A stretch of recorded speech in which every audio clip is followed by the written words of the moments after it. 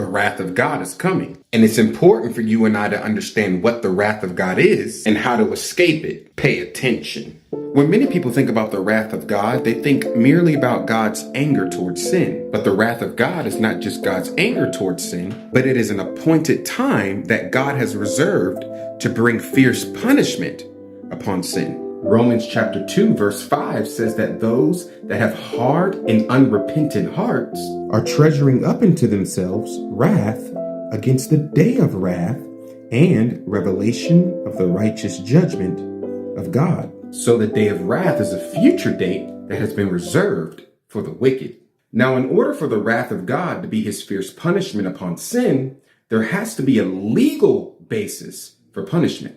For example, if you're pulled over by the police for speeding, the legal basis for the ticket is that you were speeding. You broke the law. In the same way, the legal basis for God's punishment upon sin is the law. And this is why Paul says in Romans 4:15 that the law worketh or produces wrath. Now, Romans 3:23 tells us that all have sinned and come short of the glory of God. And if you've sinned against God, you've broken his law, because sin is the transgression of God's law. And if you have broken his law, you are then appointed to the punishment of breaking his law. And that punishment is the wrath of God. Now, this is where Jesus comes in. Romans 6:23 tells us that the wages of sin is death.